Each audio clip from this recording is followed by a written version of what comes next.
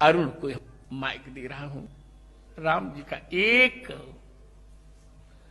जो सीरियल में प्रसारित हुआ था वह कोई एक परिसंवाद, मैं डायलॉग्स नहीं कहूंगा, परिसंवाद सुनाने के लिए आप लोग बैठ जाए। फिर मैं उपसंहार करूंगा, फिर तब आरती होगी। परम पूज्य महाराज जी के चरणों में कोटि कोटि वंदन।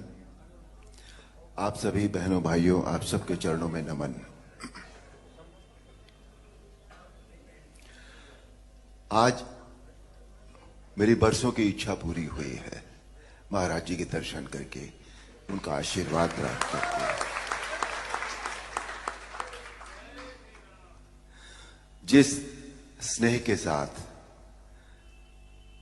उन्होंने मुझे अपने गले लगाया और उसमें जो भाव था, जो मुझे महसूस हुआ, वो या तो मां लगाती थी या महाराज जी ने लगाया है।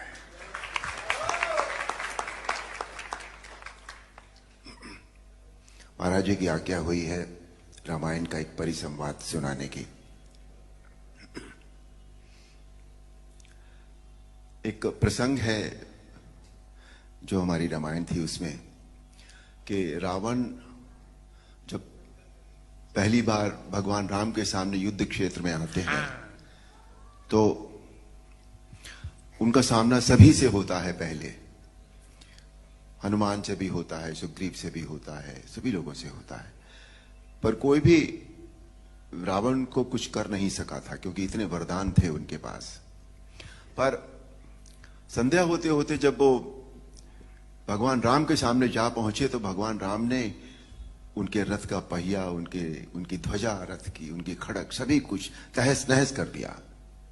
और एक पल ऐसा आया जब सदैव रथ पर चलने वाला रावण धरती पर खड़ा था, और तब भगवान राम ने उनसे जो कहा वो प्रस्तुत है।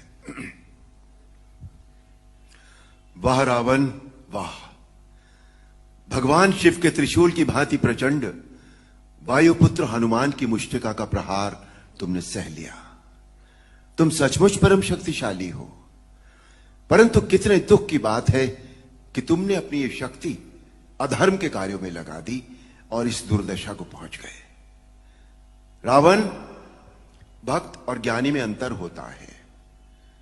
भक्त चाहे मूर्ख हो परंतु हृदय का सच्चा और मन का सरल होता है, परंतु ज्ञानी तुम जैसा दुष्ट भी हो सकता है, जिसे स्वर्ण अलंका के राज सिंहासन पर बैठकर भी जीवन की अपूर्णता का कांटा चुभ रहा है। तुम्हारे जीवन में इस समय अशांति, चिंता और तड़प के अतिरिक्त और कुछ भी नहीं है। तुम्हारे जैसे हर दुराचारी को एक समय इस बात का आभास हो जाता है कि उसका अंत समय निकट आ गया है, और तब वो एक घायल सांप की भांति अपनी सुरक्षा की बिल ढूंढता फिरता है, लेकिन उसे कहीं सुरक्षा नहीं मिलती। वही अवस्था इस समय तुम्हारी है। तुम्हारे पाप कर्मों के विष के प्रभाव ने तुम्हारे मन की शांति को जला दिया है, और तुम उस पाप के विषैले कांटे की चुभन को छुपाने के लिए ऊंची ऊंची आवाज में बड़ी बड़ी डींगे मार रहे हो, जिन्हें तुम्हारा अपना मन भी सच नहीं मानता। रावण, इसी का नाम है दुर्दशा। रावण, युद्ध जीतने के लिए धर्म और आध्यात्मिक शक्ति की आवश्यकता होती है। पाश्विक बल और अस्त्र शस्त्रों की गिनती से युद्ध नहीं जीते जाते। तुमने एक समय लक्ष्मण से कहा था कि तुम्हारे यहां कोई नीति, न धर्म की नीति होती है न युद्ध की नीति होती है, परंतु हमारे यहां युद्ध का भी एक धर्म होता है।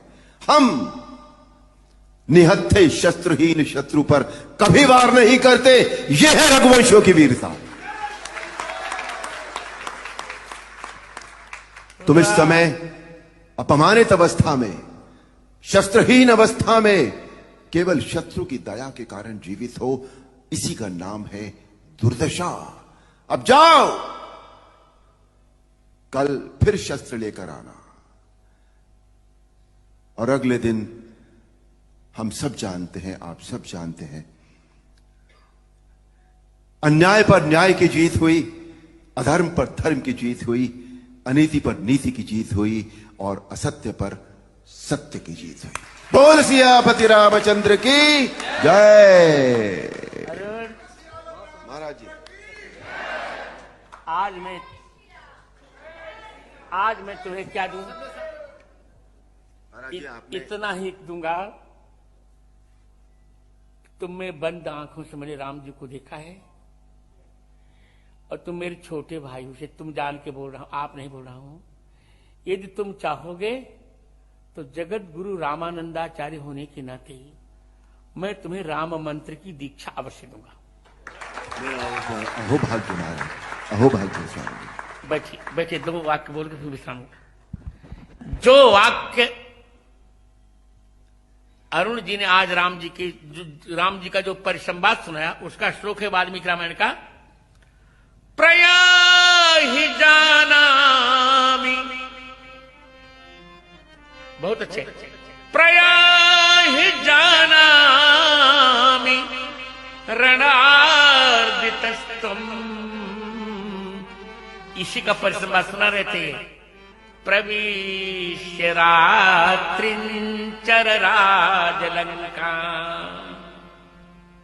आश्वस्य निर्याहि रथी च धन्वी, तदा बलम प्रेक्षसि मे रथस्थ। और अब यही बात, प्रयाहि, रावण लौट जाओ।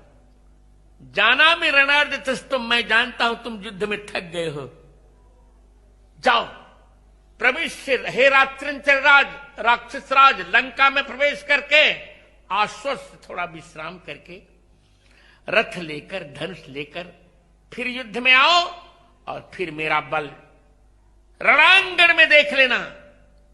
मुझे यह कहने में बहुत हर्ष हो रहा है कि यह परिसंवाद मैंने ही रामानंद सागर को लिखवाया था।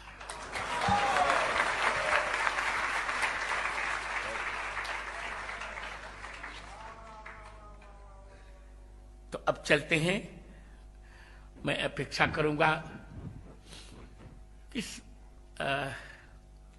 आयोजन के संयोजक मेरे पुत्रकल्प कृष्णचंद्र ठाकुर भी अरुण जी को मंगलाशासन देंगे।